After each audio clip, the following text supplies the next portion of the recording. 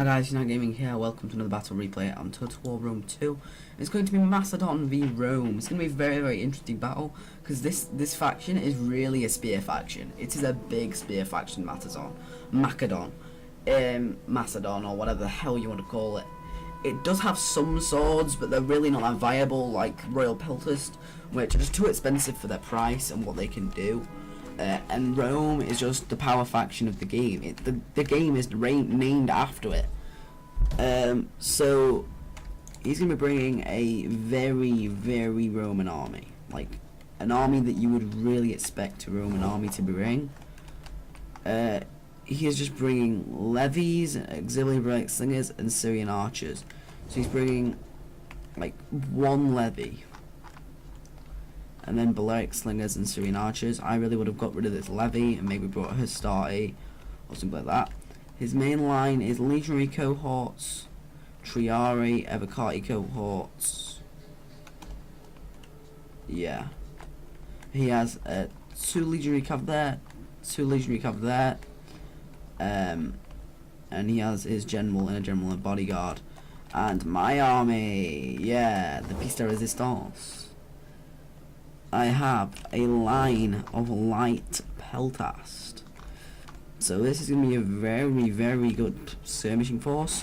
And when people go, why don't you just bring like the best peltast in the game? If you can afford it, you may as well bring it.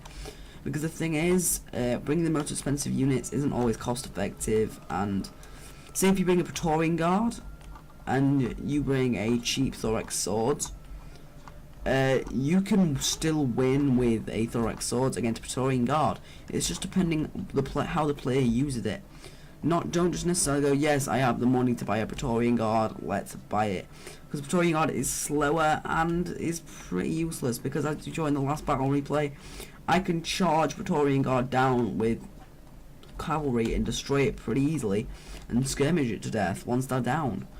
And it's a pretty easy way to kill them, and they're really not that viable. A spam of them is quite easy to get rid of. It really doesn't scare me at all, the Praetorian Guard spam, because I know I can just bring a lot of cheaper cavalry, charge them down, bring Balearic slingers which got high damage, kill them, or some pelters, or something like that. When you could have brought a line of Hastati, brought them forward, get charged by cavalry, yeah, you're going to take a lot of losses still, but you're losing less expensive men, which means you can bring more of them. That means I can't concentrate all your units. You can wrap around me instead of bringing a line of a small amount of men.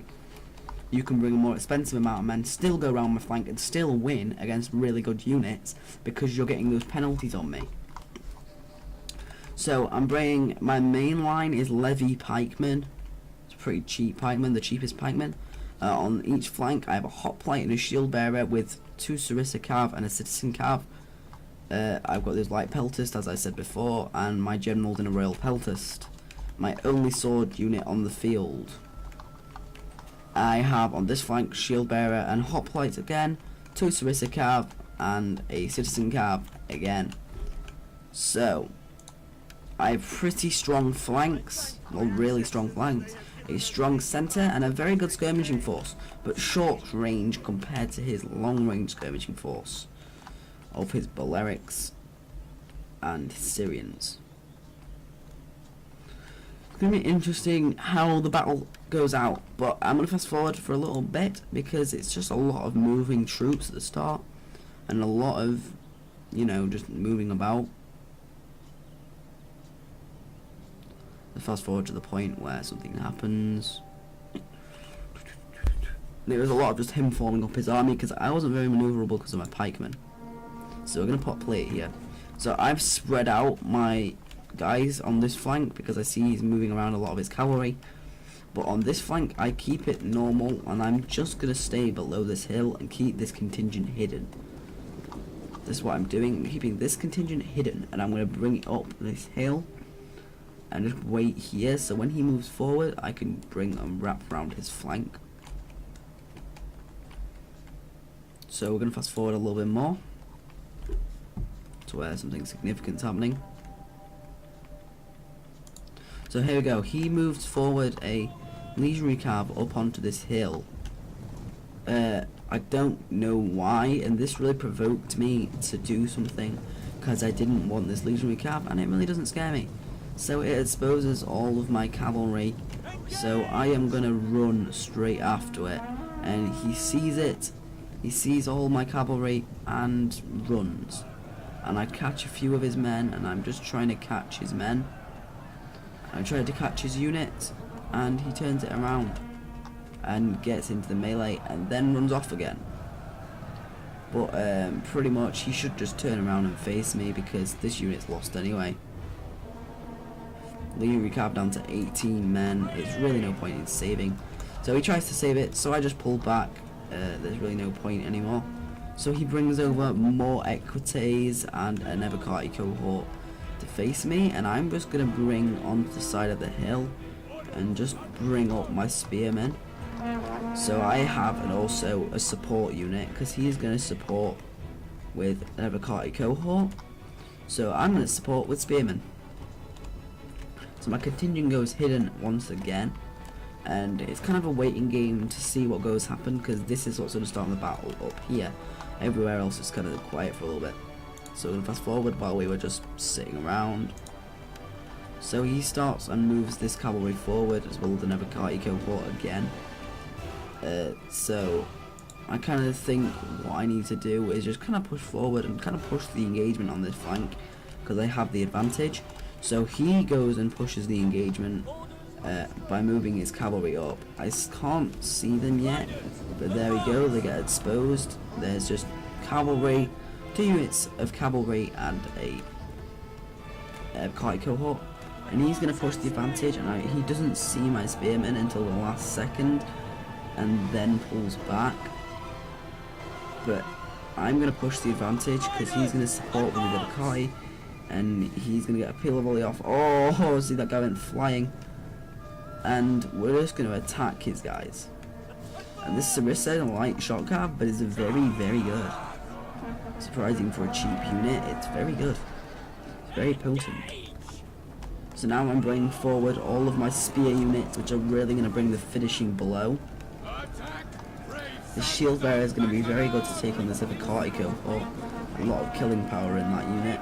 But my hoplites are just there as an anti-cav. And this engagement really gets pushed, and he goes off with his cavalry, so my guys are still on attack order, so my guys just run after them, which really isn't a big deal. It's just a hoplite unit charging down the hill, which is going to slow down his charge. And see how he's going to get caught here, and he doesn't get any charge on any of my guys. He gets 2 guys into the fight, and he's going to start pouring in missile fire into this fight. Very good idea. So the centre now has advanced, and I have all my pikemen pulled up, and he's going to start barraging me. So what I'm going to do is throw a load of javelins into his Evocati cohort, because javelins are very, very good, and he's going to attack my pikes head on. Not a good idea at all. He's attacking my pikemen from the front. Not good. He's doing the same all the way down the line. He catches one of my light pelters a little bit in melee. That's fine. I'm going to throw a load of javelins. I'm going to catch this hoplite here. Fucking hell, this view is horrible. Fuck. Wait. What the fuck? There we go. So I've got my Sarissa cav and all my guys fighting off his legionaries, and his Soki equites, his levies and stuff are all still firing. And look, his general's nearly dead, because his general was sat here, and I just threw a ton of javelins into him, and I think I killed his general. No, yes, I killed his general, and now he's engaging tons of my guys, and his guys got through to my guys. So I'm going to throw my general in against this Evocati cohort, and see, his guys are going to lose because they're fighting head on into my pikemen, and I'm wrapping up this flank.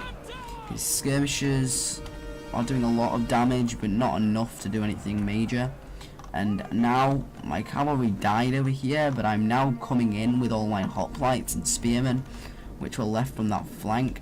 And see the shield bearer, he brings up a legionary cohort to protect his rear line here.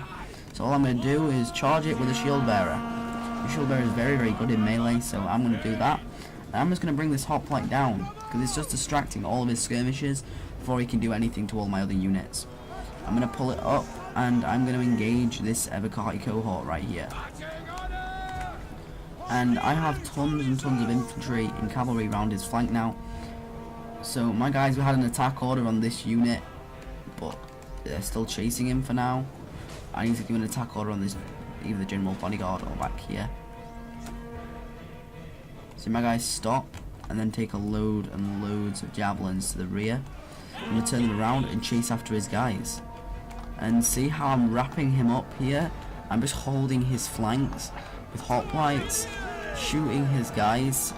So my guys still have ammo because they're a light peltist. Light peltists have a lot more ammo than a more expensive peltist unit. So if you have peltist available to you, go light peltist because they have more ammo than any other peltist unit. So I'm going to throw tons and tons of javelins into all of these units, which are engaging my general, which is really, really good. And see, all he has left now is his skirmishers. And my cavalry, though, is dead. So this is bad for me, very bad. But there's nothing he can do really now. His infantry is lost. And see, now he's turning his back. I'm going to recharge my guys into the rear of his unit. And he's just going to turn around last second. I'm going to engage his infantry. And my general is going to die in this center fight. So all I'm going to do is pour in fire with my light pelters and chase off all of his guys with light pelters. Because my light pelters will beat his guys in melee. So my guys are going to catch him because my guys have less armor. Which is going to mean my guys will win in this fight. Which is really good, but my guy's morale is faltering because my general just died. So if my general didn't die, then I probably could have won the fight, but my general died, so. But my cavalry not doing majorly well. But they were there as the contingent, and if I would have had cavalry available in late game, it would have made me win. My light pelter's doing a very good job of killing a lot of units. Pikemen not getting tons of kills, but breaking a lot of units. As well as my shield bearers doing a very, very good job. As well as my hoplites doing a good job for their cost. Cavalry not doing anything really wasn't a good choice. His cavalry didn't do well either. I beat his cavalry, but really just needed better cavalry for my part. And my general did very well as well. So guys, if you enjoyed the video, like, subscribe for more. Comment down what you thought. I'll see you guys next episode. Peace.